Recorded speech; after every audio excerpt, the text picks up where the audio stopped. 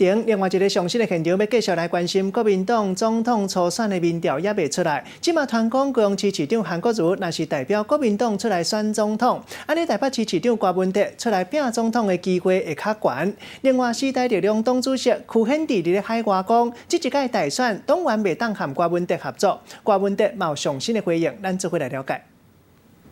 1+1大于2，1+1不是等于2吗？然后他也说要看谁是1，谁是2。好了，这个等花生再开始烦恼都还来得及。因为外界解读说是不是不加分，所以你不考虑白局合作？哇，合作有各种合作，发生代志发生在烦恼。但现在时代力量好像要跟你切割，因为邱显智被传出说他要祭出党纪，如果有人要去相挺你的话，这个是这样的啊，其实私底下讲话一回事啊，这也是一样嘛，要官方证实的才算。你俩私底下我们在聊天，什么话都有啊。现在好像时代力量他们现在，因为你在这个台湾主权上面，好像对你有很大的意见。那有一些东西还是需要沟通的。但是现在会不会担心，就是说，因为原本时代力量的支持者跟你有很大的重叠性，那现在如果他们这样子讲的话，会不会担心，就是说，其实你也是在慢慢在流失自己在实力这边的支持者？不过是这样嘛，一样嘛。这种第一点其实一个团体里面有各种人也不是一个人他就等于一个党嘛，所以每一个人都只是这社会当中的一份子而已嘛。但是问题是，他说如果你要参选的话，那邱显智是说他未来考虑是用党纪的方式。这常常是这样嘛，常常是一个人的意见嘛，这个是一个人的意见就代表全部人的意见，也不一定嘛。所以未来很多东西是这样的，不用去什么听说啦、传说啦、传闻啦。我现在态度都是花生在讲嘛。虽然昨天讲说当总统是不得已才做，在网络上被虚报。对，没有什么这个，其实我每次说，我看台湾现在的状况，你知道，真的不是一个正常国家该有的。所以你感叹现在的状况，所以才要选。太乱了。像韩国瑜如果出来的话，会增加你出来角逐总统的机会吗？在思考嘛，其实还是这样的。我常常最近在想，到底台湾何去何从啊？怎么这样乱下去，到底要怎么办呢？所以你的目的是要不希望韩国瑜当总统这样吗？我那英文叫 jump to the conclusion， 你在其实跳跃。但目前有结论嘛，这是结论。但目前的确有近名的幕僚表示说，的确韩国瑜出来的话，可能会让你出来的几率大增。你说哪一个幕僚？不能讲是哪个幕僚。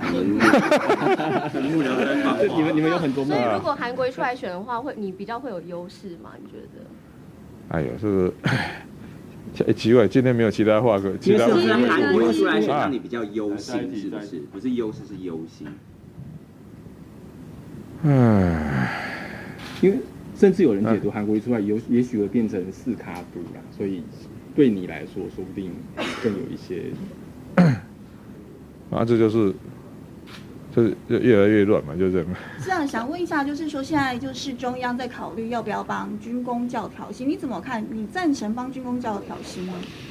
这个是这样嘛，有钱就加，看国家财政嘛。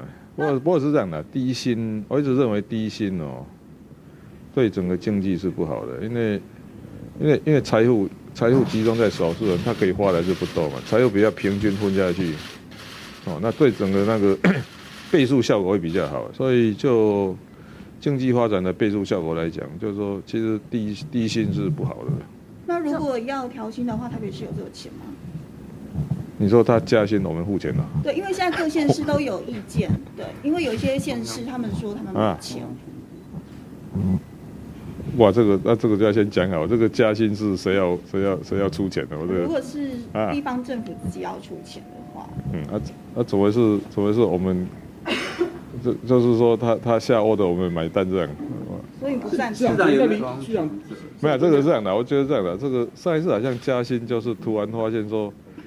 不过上一次加薪是台北市政府还撑得过去的，因为我们平常比较节省，你知道，所以那个财务比较稳健。我知道如果是加薪要叫地方政府出的话，我这下就麻烦了，这大家就要赶快回头去看看财务能不能应付了。市长，那个昨天在里长座谈会上，是有里长跟你抱怨说里内鸽子太多，就你说全部抓去考古歌。不然这鸽子是这样的哦，还是要呼吁大家不要在公园喂鸽子的。为什么呢？因为本来它有一定的数量，你人工给它喂，你知道吗？那个一大堆鸽子，问题是鸽子会飞来飞去的。还有就医学上来讲，那个鸽子的粪便很容易长隐球菌，那隐球菌会脑膜炎，你知道吗？以前我在医学就遇到那种隐球菌脑膜炎，第一句话都问他说：“你们家有没有养鸽子？”所以它有时候变成整个公共卫生的问题了。所以还是要呼吁大家不要在公园养鸽子。所以烤乳鸽的想法是认真的吗？还是？不是啊，那里长说不，因为动保就是说他们不能去抓鸽子什么的。我说那。不，其实最理想还是这样的，还是呼吁大家不要在公园喂鸽子的嘛。是让你，如果你政治跳蚤你呢？啊，政治跳蚤，哇，这个名词还挺新鲜的嘛。指你是政治跳蚤。没有啦，这个再讲嘛，这个市长还没开始跳呢。你进场会不会反而导致韩国瑜比较容易胜选呢？这再讲嘛，所以都还没这个都是假设性的题目。还是这样的，等尘埃落定，我们再思考嘛。朱立伦已经断言你必定是第3名。这样不一定吧？这个还有他断言他第几名？他的前他现在是第3名。他的前提是国民党如果团结的话。哎，你觉得蓝营还有可能团结吗？很难。